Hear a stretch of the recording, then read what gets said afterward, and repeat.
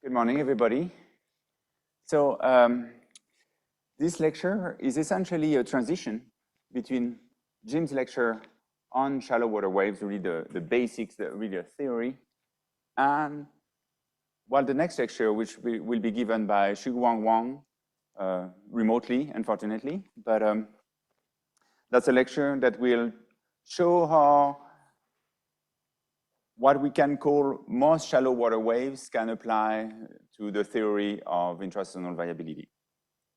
And so we thought it would be interesting for you to really have a lecture on how we can include moisture in the shallow water system, so that you're ready for Xuguang Wang's lecture after that. So as Jim showed a little bit, we do see waves around the equator. And so this is a typical plot that we can do, and it's called an Hofmüller. You probably have seen it before. This is for brightness, temperature. And we have the latitude here, and it's average over a range of, we have the longitude here. It's average over a range of latitude around the equator, like 5 south to 5 north. And this is just, so the time is going down, and this is just essentially half a year. And you can see that the brightness, temperature, there are some features that appear, and those are wave patterns. And so we can see waves in the convection at the equator. So how can we explain that? What Jim has shown are essentially a theory for dry waves. There is no moisture or convection included in these. And also, well, Jim showed at the end that in a 3D system, we can actually get back to the shallow water system. I wanted to get back to that. How do we get from shallow water equations to what's happening in a stratified atmosphere?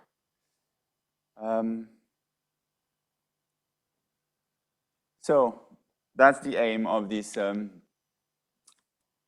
session. What we can find, how we can get from the 3D equations to shallow water systems, and how we can include diabatic processes, and in particular, convection and therefore moisture. I have 4 parts. So just the vertical decomposition, how it can be useful even in the dry dynamics, and then how we can add the hydrological cycle and other terms. And we'll have 2 limit cases in this framework. And then from those equations, we can actually define the simplest model we can based on first baroclinic equations. And then there's one last use of shallow water, which is for what we call the Gilles circulation, which is the forced and damped waves in the equatorial atmosphere or in the ocean, actually. All right, so I'll use U for the horizontal wind, while Jim was using V, but that's the same thing. And then I'm going to use the geopotential, because I'm going to look at pressure vertical coordinates. Otherwise, I think we're using pretty much the same notations. So first, we're going to look at large scales. So we're going to be able to use the primitive equations. Can someone remind the others how we get the primitive equation from the Navier-Stokes equations?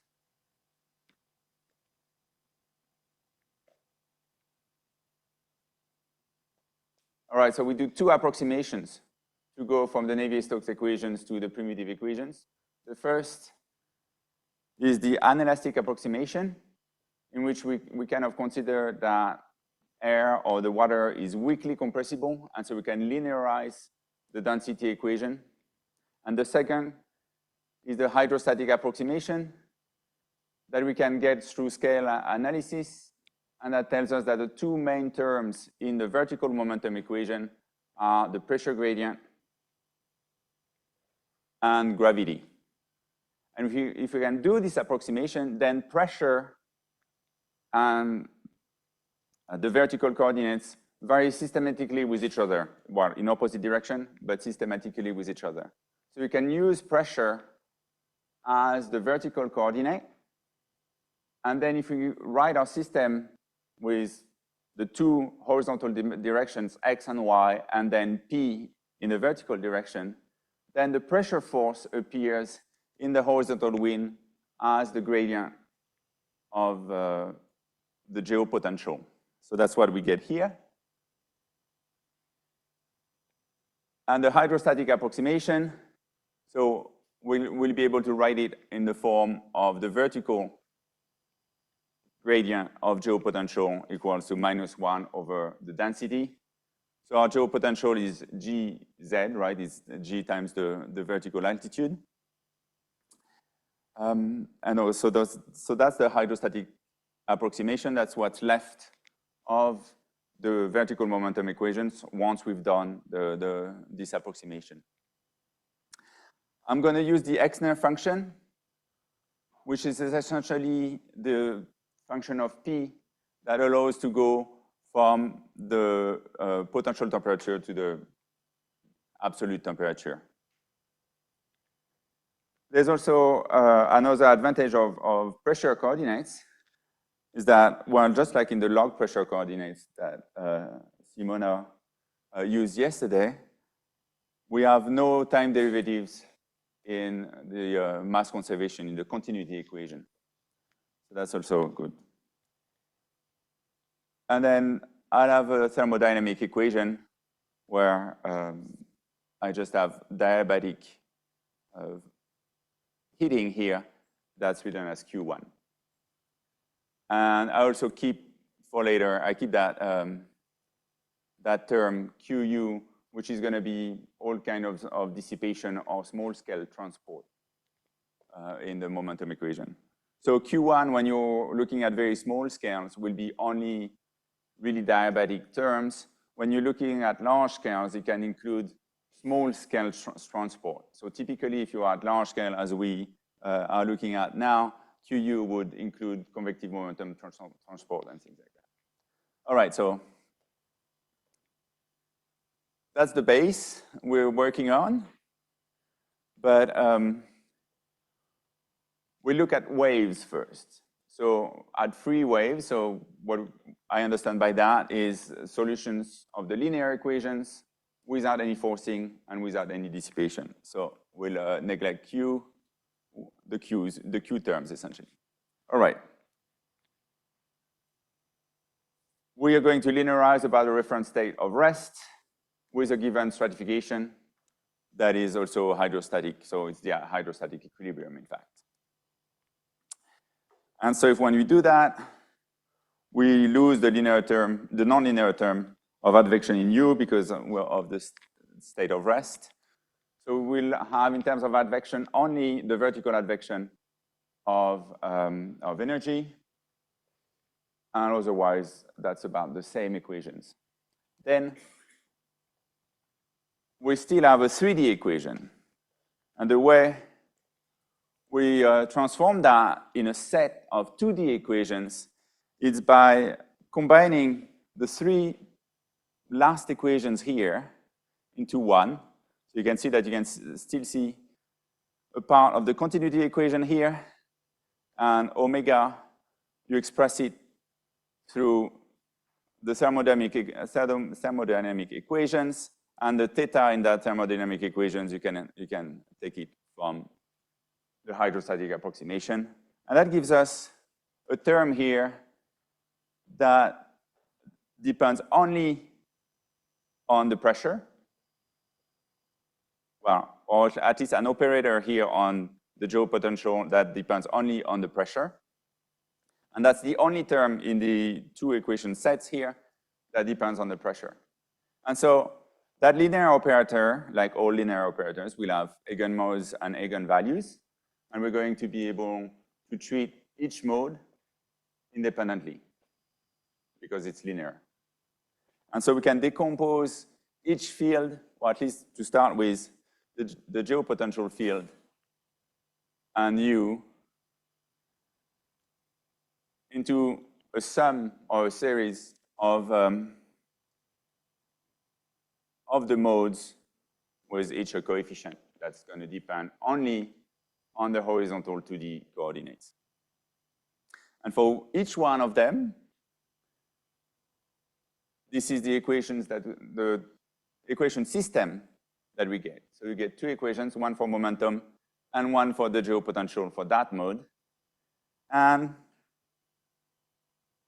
if I were to replace phi n by h and 1 over lambda n, lambda being the eigenvalue of the mode n for my operator lambda, then if I replace that by gh, I would have exactly the same thing that we saw in the previous lecture, and that's a shallow water equation system. So for each vertical mode, I will be able to treat that as a shallow water system.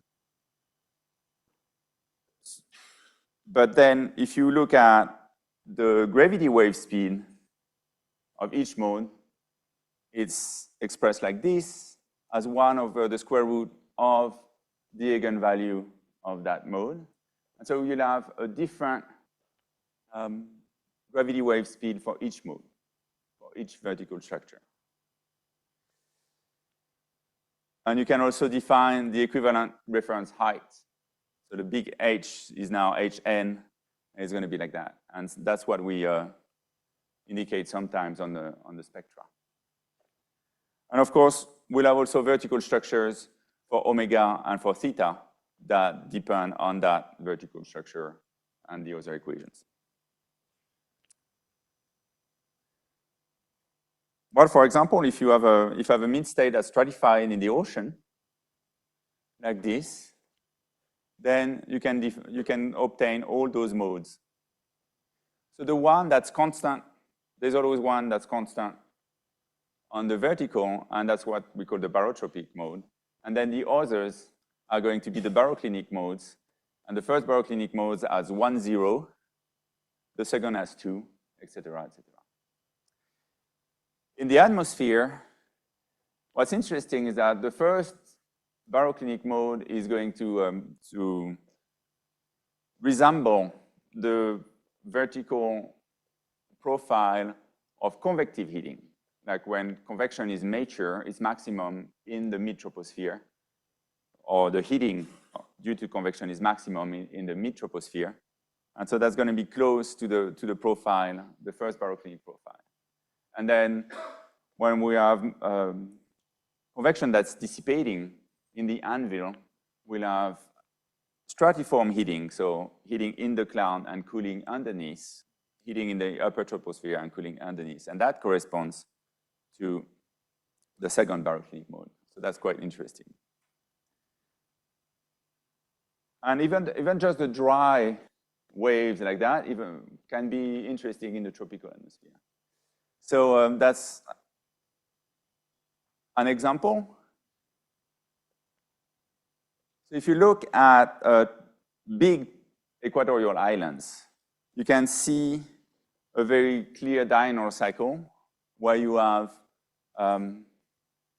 convection that starts at the coast in the middle of the day, propagates inland with the sea breeze front, and then at night it's going to start again at the coast and then propagate offshore with the land breeze front.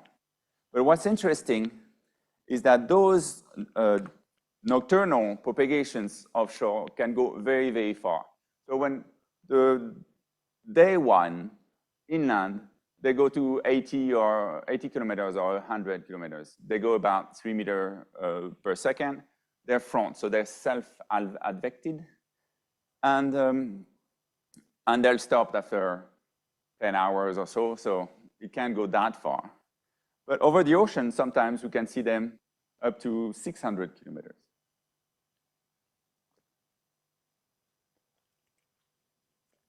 And so the question was, why are they going so far? And so there was work realistic work with a WRF, or at least a kilometer resolution model in the region of Papua New Guinea here. And the idea behind this paper by Asim et al. At the University of Melbourne was that convection offshore was going further from the coast because it was helped by dry gravity waves coming from the island and helping convection to propagate further. And so, so these were the observations that they got. And with David Copin, a former postdoc, we decided to investigate that in an idealized model to see, or in an idealized configuration of a model, to see whether we would get something completely systematic. So what we did is a channel configuration, so very long and very narrow, and we just put an island in the middle in a kilometer resolution model, the meso-NH model. Oops. And here you see an Hofmüller while the time is going up, and here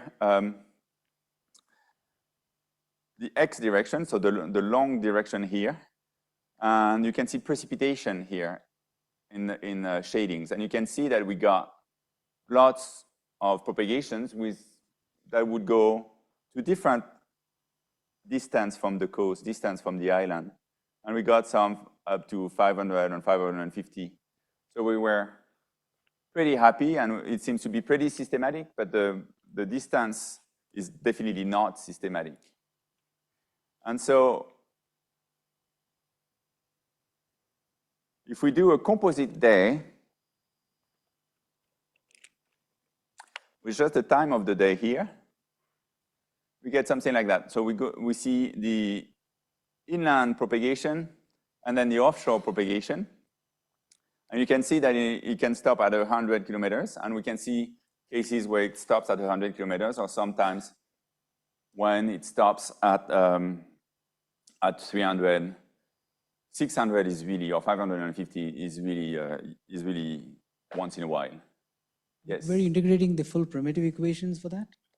Sorry? Were you integrating the primitive equations? No, for this, that's a kilometer scale model, so it's using the anelastic approximation. Okay. But the interesting thing is that we're looking at fairly large scale. So even with a model that resolves the anelastic equations, we can get some large scale hydrostatic behaviors. And so what we could see is that sometimes there is a signal here of convection that starts before the propagation, the diurnal propagation arrives. This is this pattern here.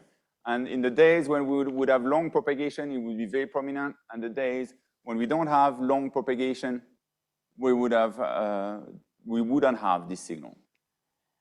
And so we looked at what was going on, and we saw some dry signals that were going from the island, in which essentially the tendency in momentum, in the horizontal wind, was balancing the pressure gradient.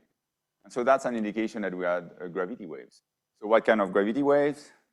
Well, we said maybe you can just do this analysis in modes and determine what the propagation speed is, and compare the theoretical prediction and what we get as a composite, and see whether we can attribute those waves. And yes, we found that the two main signals that we had were a wave. So here you can see the profile that we would expect in terms of the anomaly of wind in red, and what we get from the composite in blue. And so this is the one that propagates at 30 meters per second, and this is the one at 20 meters per second. And we could see both signals that would propagate from the convection over the island offshore. And so we can see that it matches pretty well. And so we could attribute those signals. And so we could confirm that when we had those waves emitted by convection in the afternoon, then it would trigger or favor convection of the island about 100, 150 kilometers from the island, and that would allow the propagation to go much further than in cases where we wouldn't have those waves.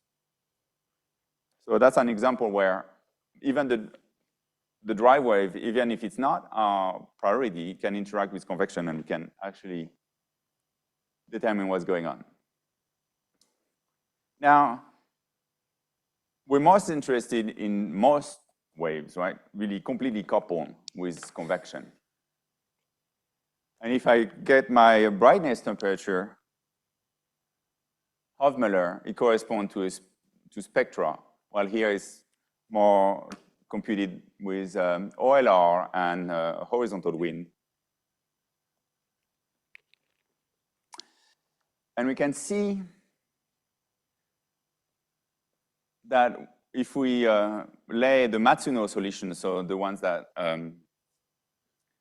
Jim just derived a little bit earlier, so if we look at the signal as symmetric about the equator, we'll find the Kelvin waves, the Rossby waves, and if we look at the signal that's asymmetric with respect to the equator, we'll see the mixed Rossby gravity wave. And then we see another signal, that's the Madden-Julian oscillation. We don't quite know what it is. Or we're starting to have some ideas, and Shuguang has a pretty precise idea, and you'll hear that a little later. So the thing that's specific here is that we used different gravity wave speeds or equivalent depths of the atmosphere for those three different lines. And that's, for those three different lines are not different ends or J in the sense of what Jim showed earlier. They're actually different equivalent height. So there is some uncertainty on those on the equivalent depths of those waves. So what happens if we add moisture, a moisture equation? So we still have our hydrostatic approximation, except that now, instead of potential temperature, we'll have virtual potential temperature or density potential temperature. That's something that we are going to neglect a little bit. We'll approximate often the density potential temperature by the potential temperature. And now in the thermodynamic equation, I have my linear version, but I'm going to keep my diabatic term. And I add the moisture equation, which is just the total derivative of the specific humidity that's equal to the latent loss Q2. So if I linearize it in my around my state of rest, I just have a vertical advection of the reference profile QR. Now, if I detail a little bit what's in Q'1 and Q'2, Q'1 will have latent heating from condensation. Then you'll have radiative heating, part of it coming from convective clouds.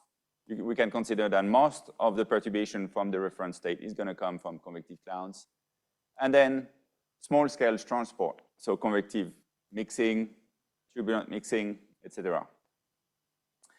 In Q2, I have some small-scale transport as well, and I have the latent heating that will be a loss for moisture, right? So this is very, very complex. A lot of terms are not that well understood. So we need to simplify to try to figure out something. And we have two limit cases that are quite interesting.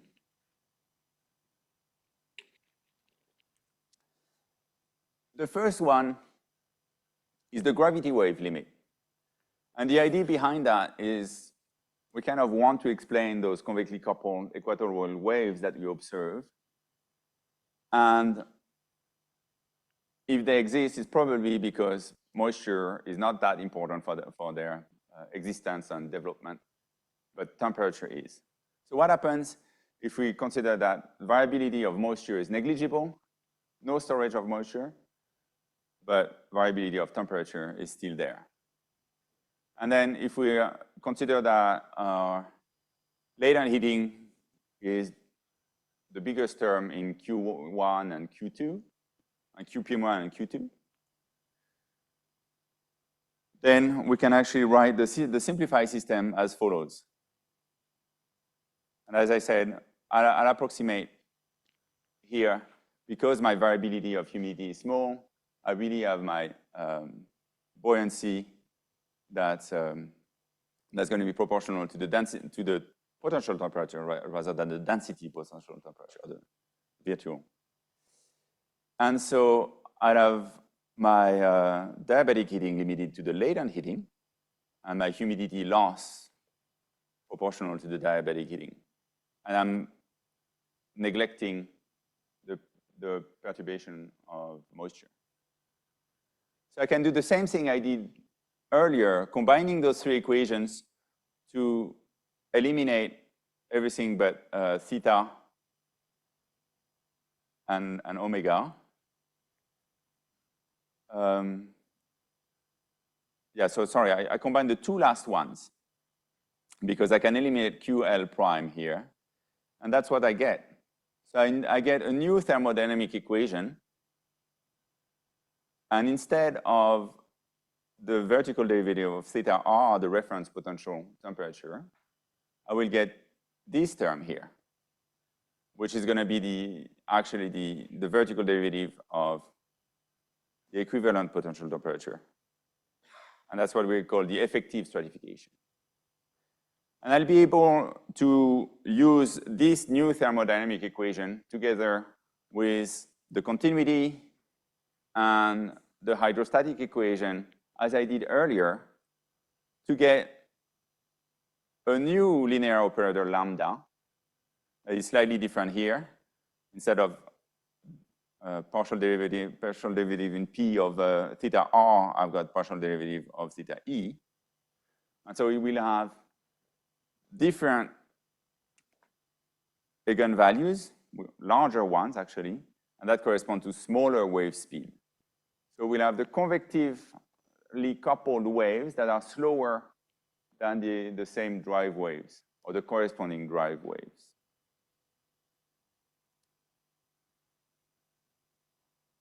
And so that's what we see.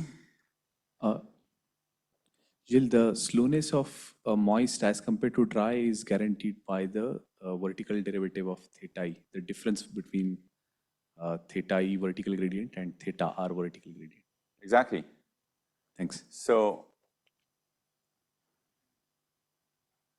if we go back to our Hofmöller of brightness temperature, what you can see in blue here that are propagating westward are equatorial Rossby waves.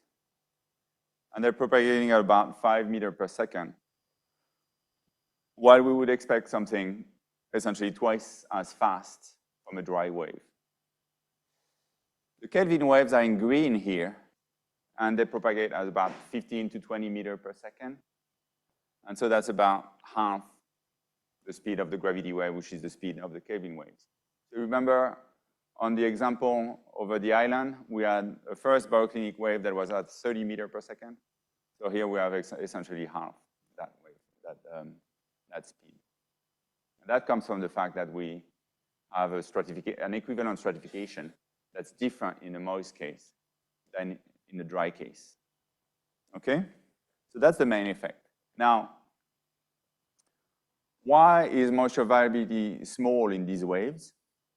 Well, it's not quite known. Essentially, it means that the small-scale processes remove moisture faster than it removes temperature, which is, okay, a way to put it, but it doesn't explain anything. And we would expect actually small-scale processes to remove temperature anomalies faster than moisture, which happens in the other limit. And that's related to the weak temperature gradient approximation, which I will detail tomorrow in the, well, detail. I will say a little more about it tomorrow in the lecture. But essentially, the idea is that you've got small-scale drive gravity waves that is spread out temperature anomaly, flatten the isolines of temperature. And so you can, at the large scale and fairly slow varying modes, you can actually have very small temperature anomalies. You can neglect them. And if you do that, that's doing the weak temperature gradient approximation. And then what appears are moisture modes. So you'll have this set of equations. You neglect the temperature anomaly. So your vertical velocity is going to be proportional to the latent heating, okay? You'll be able to diagnose the vertical velocity from the energy equation and then use it wherever else you need it, which is mostly in the moisture equation. It's still not easy to solve this system, but you can find a number of solutions, and they're called moisture modes. So in a way, what we can do is put that in to represent that in a phase space where you'll have those two limit cases where you can neglect the variability of moisture and where you can neglect the variability of temperature. And so in the plane here that's normal to the board, to the screen, you'll have the gravity waves, the moist gravity waves, so the convectively coupled Gilles, equatorial gravity waves. Gilles, one question. Yeah, so in the previous case where you thought that the moisture anomaly is small, so have you plotted or if you plot the structure of the waves, ER waves and the moist ER waves and other in that case, the phase relation between the circulation and convection should be like the classic Matsuno modes? Sorry, can you repeat the last Yeah, part? so in the previous case, what you have shown, if you plot the structure of the waves, Yeah. The phase relation between the circulation and the convection would be very similar to the classic Matsuno modes, I mean, dry ER waves, or dry waves, dry ER waves, or dry Kelvin waves. Yeah, so what you'll have when you look at the convection associated is that you'll have ascending motion and convection that are collocated. So you find, essentially what you find is the same structure as the dry waves.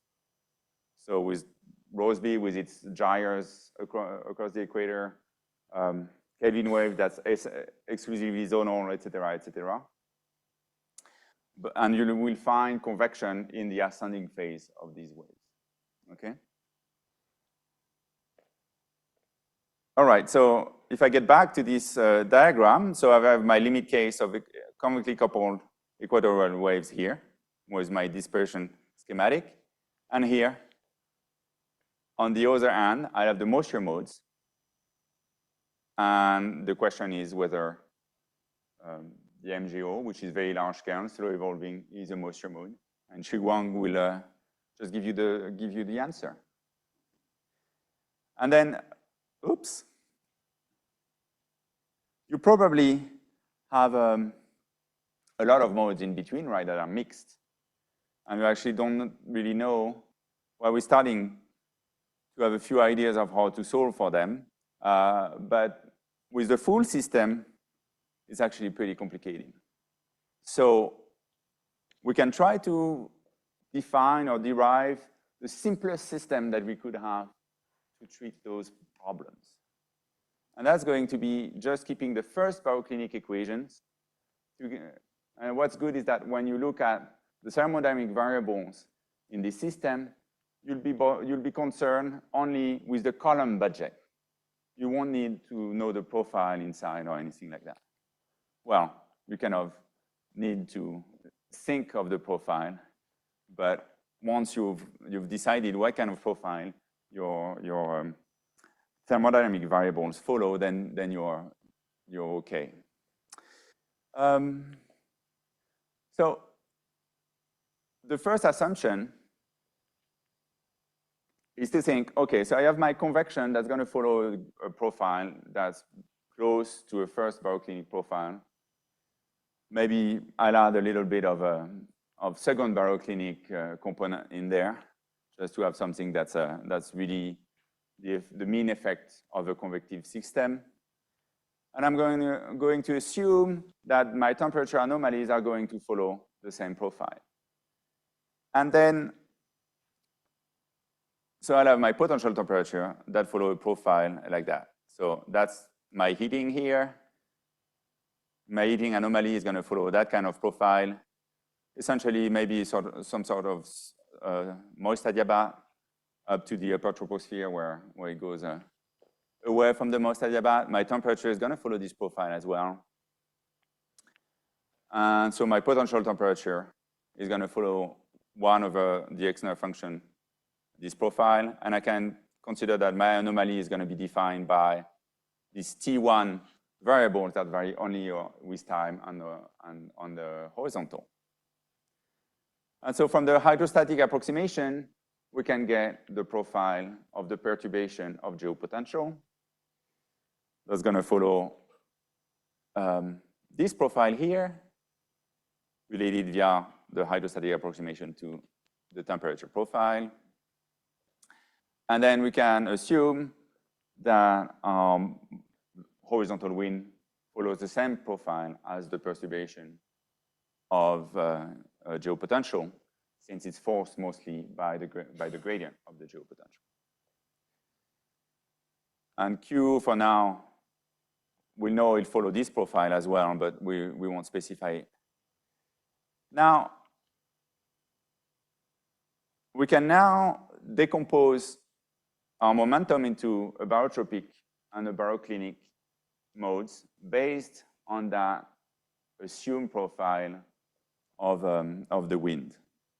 So we'll define V0 as the barotropic mode uniform on the vertical, and V1 as the baroclinic mode, so whose average is 0 on the vertical, and that's consistent with my profile of geopotential here, okay?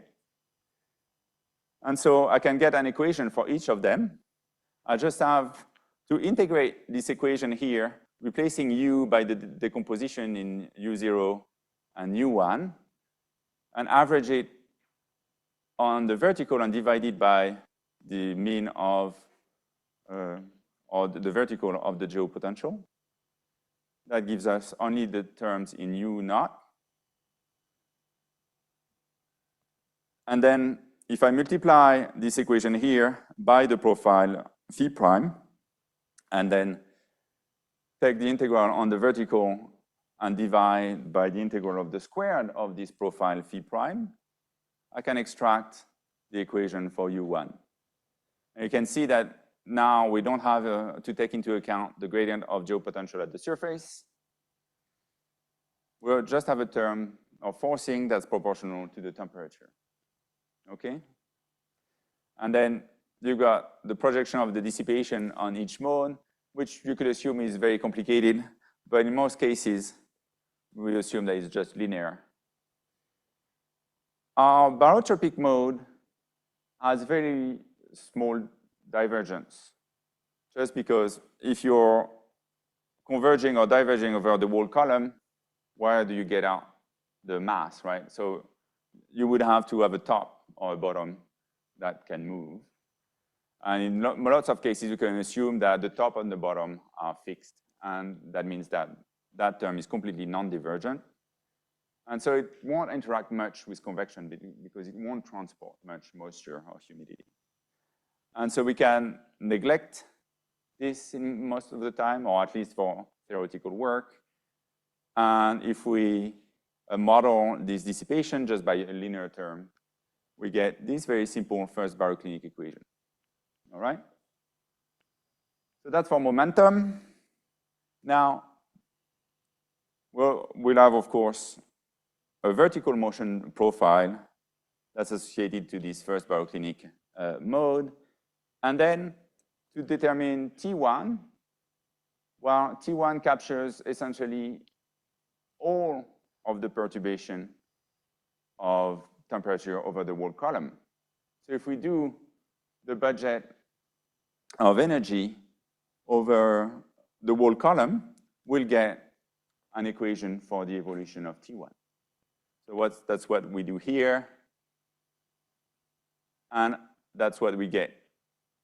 So we'll get some kind of weighting, which is the average of the vertical integral of my reference profile or my perturbation profile T prime multiplied by my perturbation T1 plus the vertical advection, which I can express as a function of the divergence of U1 because omega 1 is proportional to U1, and so omega 1 times the vertical gradient is also going to be proportional to the divergence. And this term here, which expresses the vertical advection of dry static energy, is going to be the dry static stability. I can do the same for the humidity or moisture equation on the vertical. So I'll assume also a reference profile, and I'll get this equation here, where again, we've got a stratification of moisture that appears. And the forcing terms, Q1 and Q2, what we're interested in is the integral on the vertical, or the mean. So we'll be interested only in, maybe here we'll have vertically integrated radiation and then surface fluxes, or radiative fluxes at the surface at the top, and then surface fluxes at the bottom, and then vertically integrated latent heating, which is going to be the same as the latent heating here.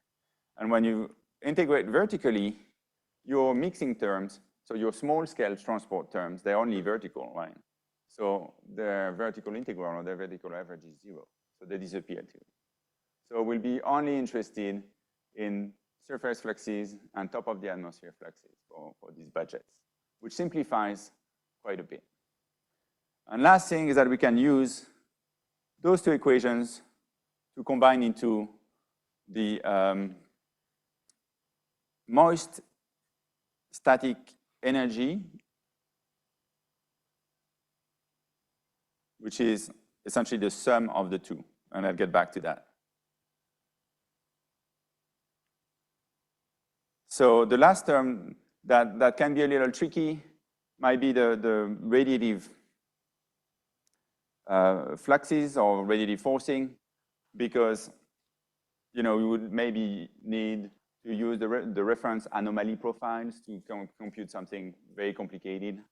If you think that it's only the clouds, the convective clouds that are having an effect on the anomaly, you can just decide that it's just going to be proportional to the latent heating. And that's what we do often in simple models. That's what Shugwang will do in the next lecture.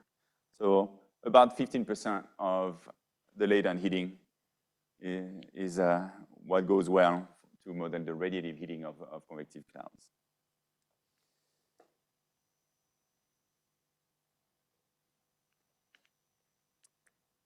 So that's my system of first Baroknic equations.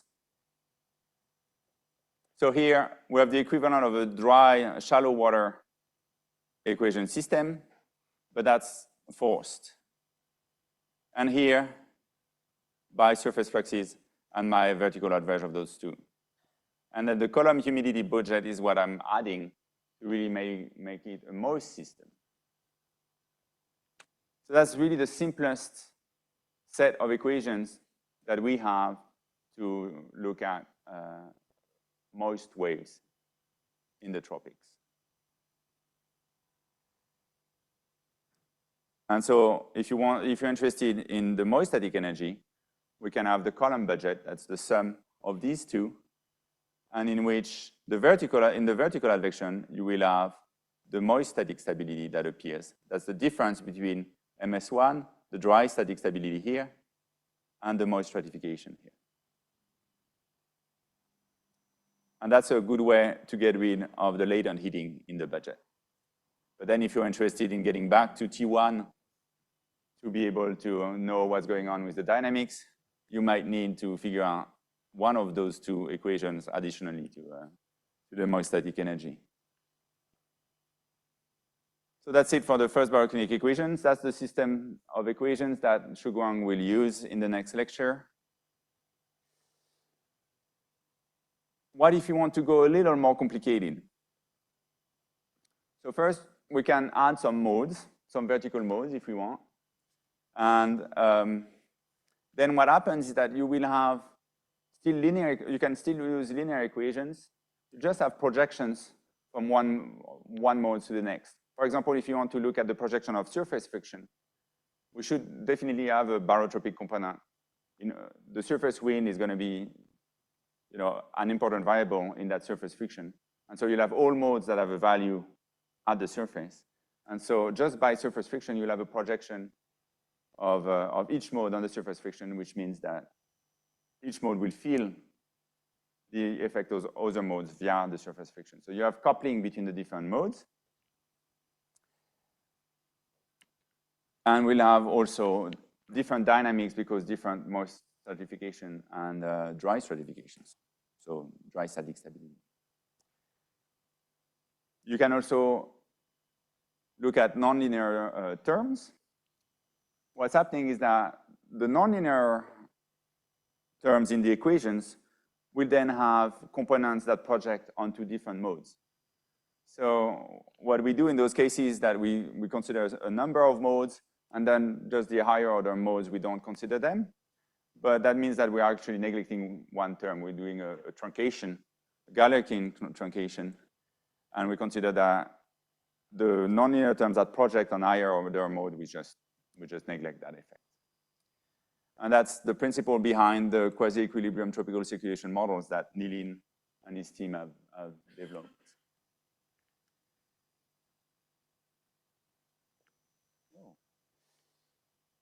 The last, the potentially useful shallow water equation use in the tropical atmosphere is what happens if we just consider a circulation that is given some energy in a form, let's say, of diabatic heating, but that we know the form of that energy or its distribution.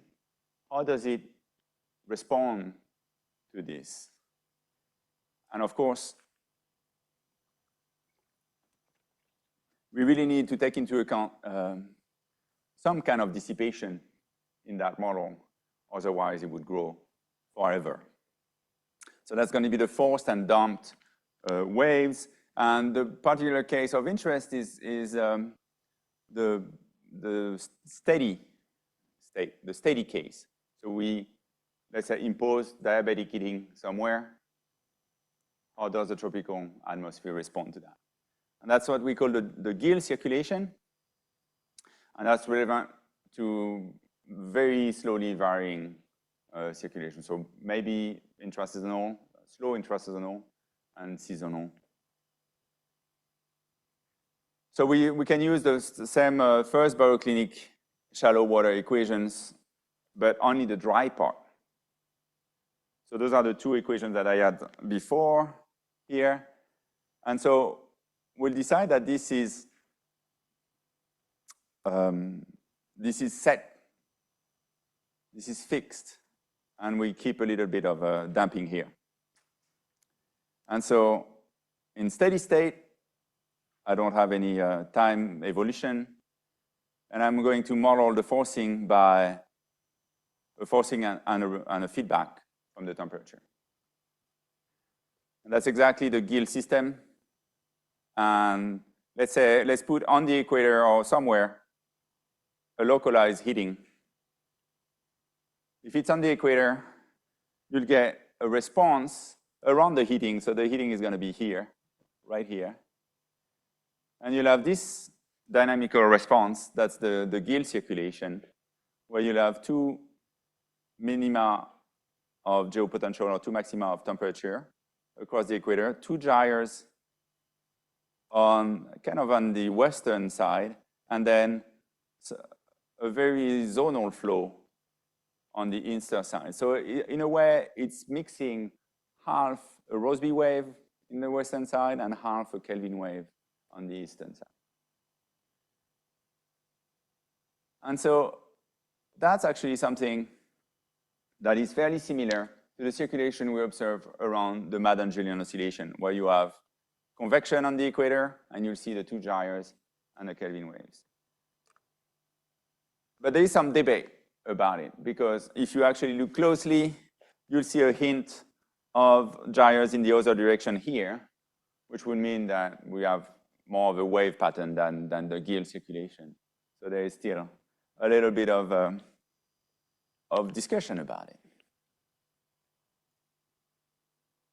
And you can do the same thing and put heating off the equator. And what's interesting, you'll see circulations that are fairly similar, or that have some of the main features of the monsoon circulation, or sometimes of the monsoon low pressure system.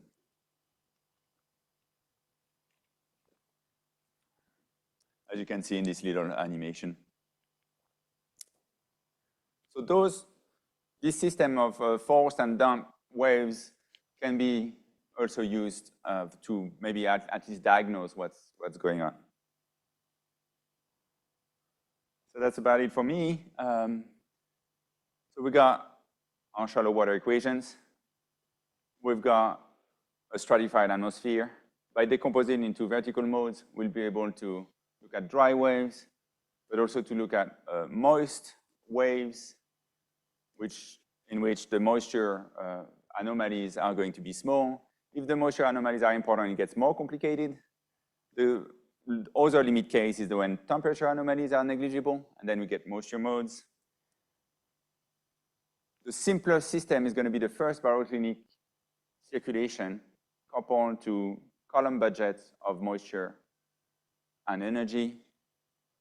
And with that system, we can actually do quite a little bit of theoretical work, and we can use it also in the sort of dry, forced, and damp version.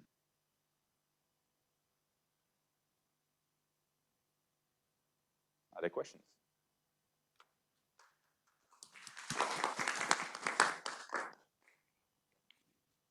Thanks, Gilles.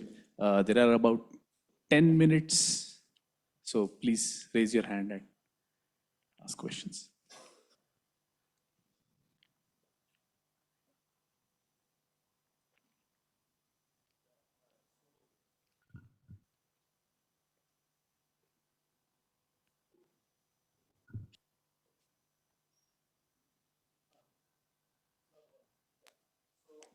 For the second case where you have taken the anomalies in the moisture, but you have not, for the simplicity, you have not taken the advective terms there. So have you got anything close to MJO in your second kind of model? Well, I don't, but Shiguang does. Okay. That's why he's coming next. Okay.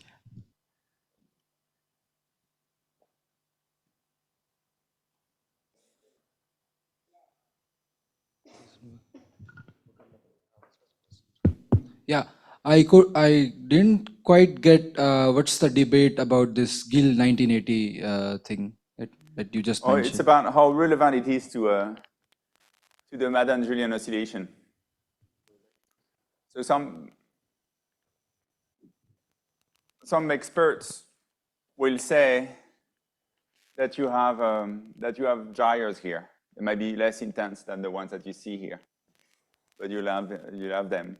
But the thing is that when you look at the anomaly of heating, you also have more cooling, radiative cooling, or less latent heating, kind of on both sides of the convective perturbation. So even if you look at the quasi-equilibrium circulation, so the quasi-steady circulation that would be around those forcing, you would see gyres here in the opposite direction as this one. Okay. I think my personal view on it is that what is interesting in the Gilles circulation is that you have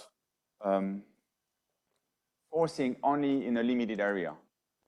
Okay, and when you see a convective perturbation that's surrounded by clear sky, essentially what you have is something that's a localized heating. And so the response might be interesting compared to a wave response where you actually have a wave signal even in the dry part, right? So instead of having signal that instead of heating that's like that for waves, what the Gilles circulation or the Gilles system is looking at is more this type of profile. So since it's true that when you are in clear sky, you have something that doesn't vary in terms of heating that much on the horizontal, it can be an interesting system for that. Samrito, can you use mic because there is an online audience? So wait for the mic, please, everybody.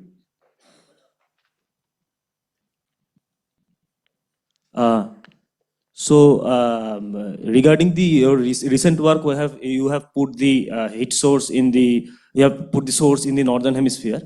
So the circulation you have got, can you go to that slide? Yeah. So if you think this is somewhat a theoretical representation, can be a somewhat theoretical representation of the monsoon kind of circulation, then the westerlies you got near zero, will you think that is somewhat similar to the Somali jet or something like that? I mean, Somali jet. Yeah, the monsoon jet. I mean, you won't get the Somali. Yeah. The Somali jet unless you put a continent, probably. I mean, really something that's cross-equatorial as strong as the Somali jet. But you will get the monsoon jet. Yeah, so in the zeroth order, the westerly is representing somewhat the monsoon type, I mean Somali type of westerlies. Okay. To some extent, at least, yeah.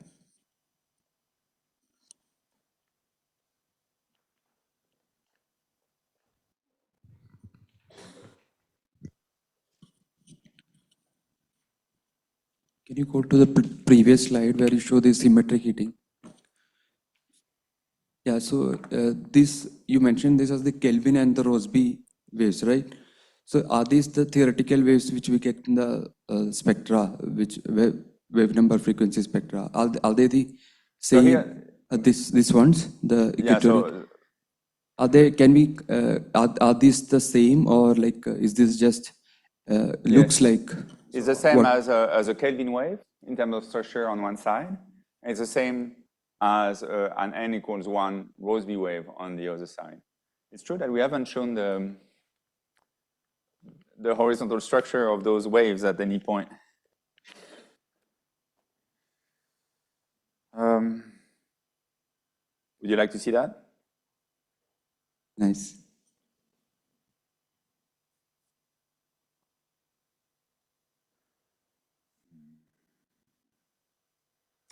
So I might have them at the end. No, I'm sorry, I don't. Okay.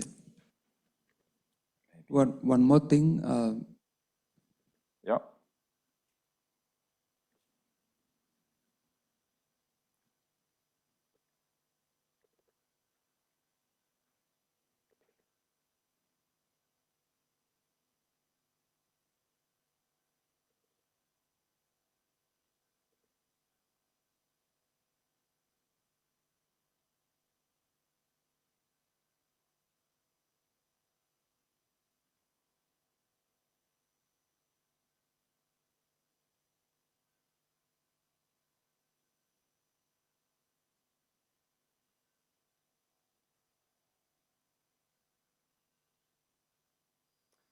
No, sorry.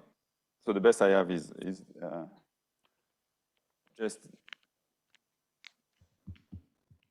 actual observation of these. So here you have the what you can see in real life for a Rossby wave and a mixed Rossby gravity wave in terms of structure. When you look at Kelvin waves, you just see one patch at the equator, and it's very symmetric. But when you look at at Rossby waves, you see twin vortices that are moving in opposite direction on each side of the equator. So that's for the n=1. You can actually have gyres that go in the same direction on each side of the equator for higher order modes, but then you'll have other gyres that are further. And when you are in one hemisphere, you alternate the circulation direction, cyclonic, anti-cyclonic. But the odd orders will give us gyres that go in opposite direction across the equator, and the even order waves will give us gyres that are going the same direction across the equator. And the mixed Rossby gravity waves, there is only one, and it's always with opposite gyres on each side of the equator. So that's why when we look at the spectrum, we see the Rossby wave, the n=1 mostly, in the symmetric part. So we do the average between 5 north or 10 north and 10 south.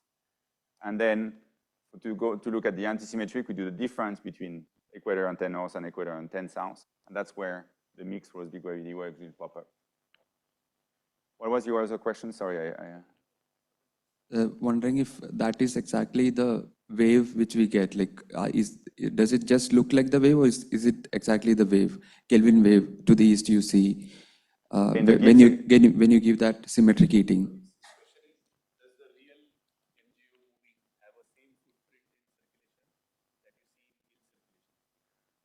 So as I was saying, it's still a little bit discussed, but yeah, there is definitely some idea of that. Over T then. Yeah, okay. So let's thank Gilles again.